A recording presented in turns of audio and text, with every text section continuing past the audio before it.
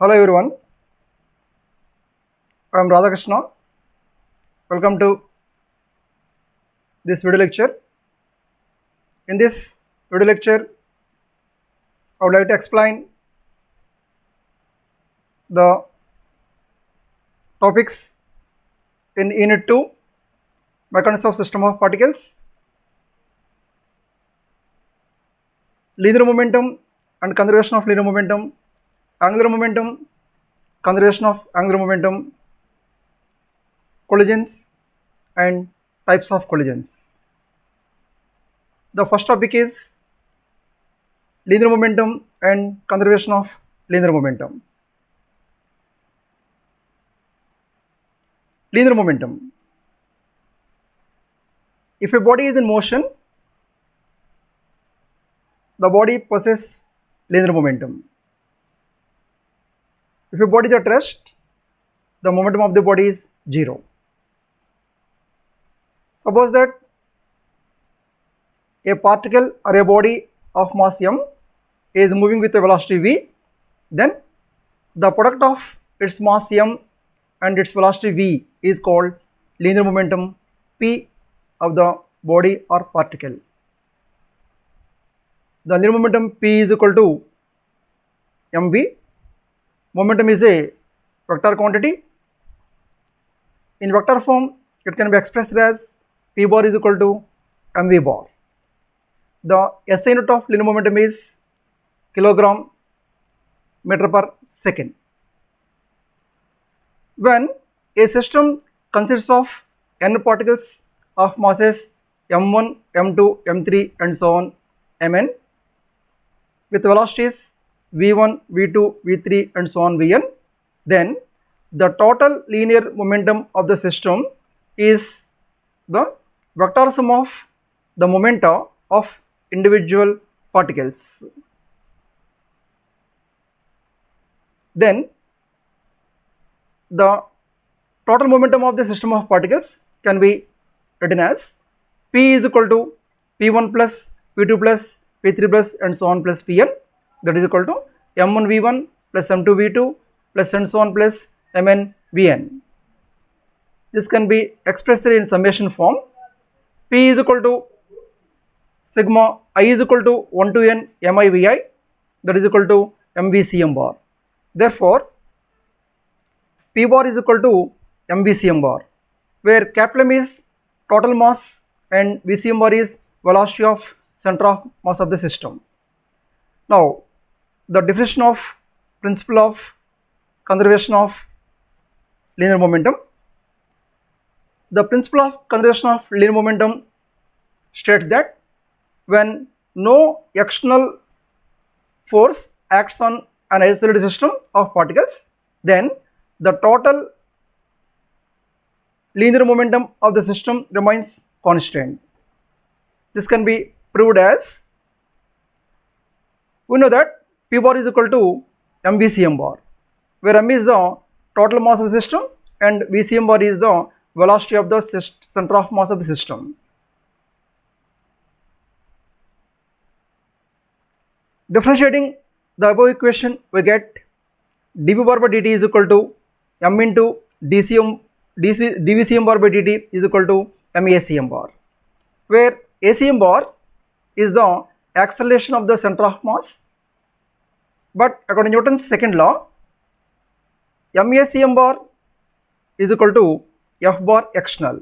Therefore, the rate of change of linear momentum, that is dv bar by dt is equal to f bar external.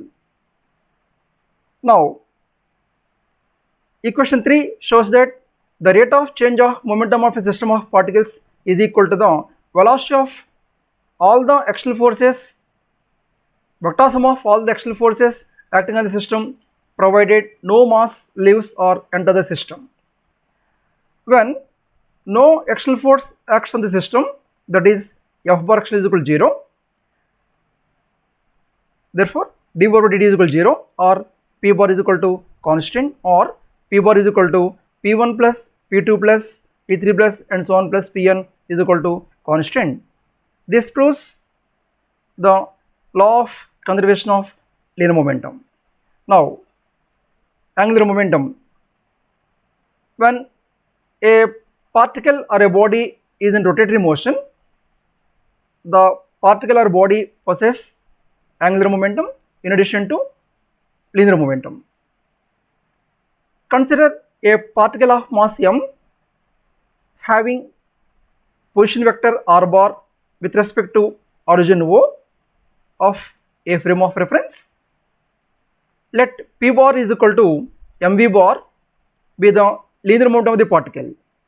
Then the angular momentum L bar of the particle about O is defined as the vector product of position vector r bar and linear momentum vector p bar.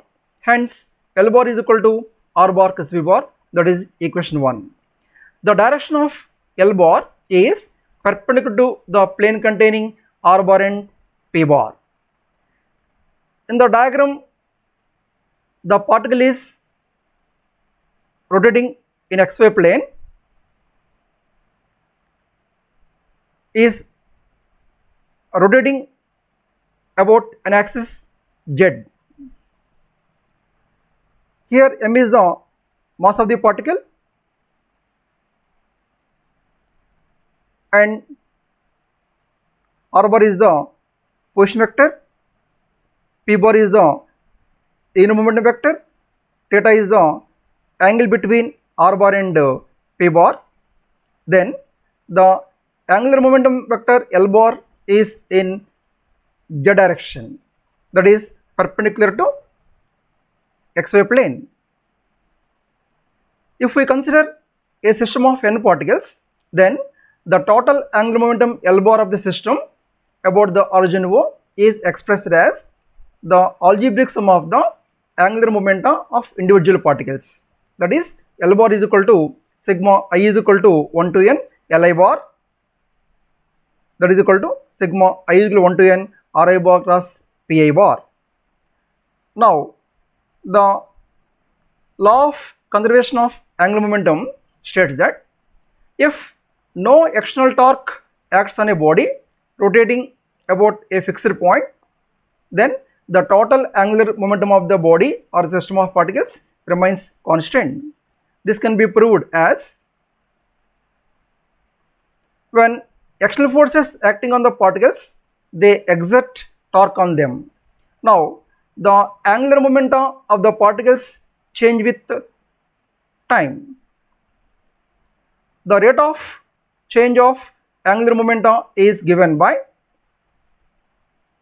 dl bar by dt is equal to sigma I is equal to 1 to n d by dt of Ra bar cross Pi bar. This can be expanded as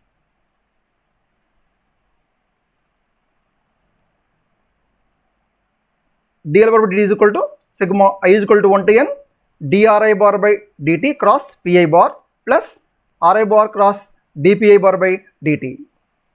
In this expansion, the first term dri bar by dt cross Pi bar is 0 because there is a cross product between same quantities. Now dl bar by dt is equal to sigma I is equal to 1 to n Ra bar cross dpi by dt. In this expression, dpi by dt is equal to fi bar. Therefore dl bar by dt is equal to sigma I is equal to 1 to n Ra bar cross fi bar. Therefore dl bar by dt is equal to sigma I is equal to 1 to n tau I bar or dl bar by dt is equal to tau bar external. This is equation 3. In this equation, tau bar external is the sum of external torques acting on the system. Equation 3 shows that the rate of change of total angular momentum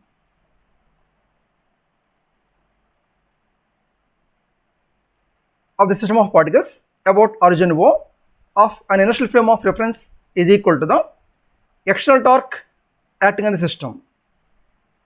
That is, if tau bar external is 0, then dl bar dt is equal to 0 or L bar is equal to constant. This shows that in rotatory motion, if no external torque acts on a system of particles, then the total angular momentum remains constant. This is the law of conservation of angular momentum. Now, how to explain collisions? Collision means a redistribution of total momentum of the bodies when they approach each other. Generally, if two particles collide with each other, that means if two buses or cars traveling in the same straight line in opposite directions, they may be collide with each other. In physics, the bodies may not even touch with each other and may be said to collide. Collisions are of three types: perfectly elastic collisions, inelastic collisions, and semi-elastic collisions. Perfectly elastic collision. Perfectly elastic collision means if during the collision law of conservation of contingency holds good, then the collision is said to be perfectly elastic collision. In inelastic collision, only conservation of momentum holds good, conservation of kinetic energy not obey. In semi-elastic collision, the collision is in between perfectly elastic collision and inelastic collision. Now, the remaining topics: two-dimensional perfectly elastic collision, two-dimensional oblique collision, three-dimensional collisions will be explained in the next video. Thank you.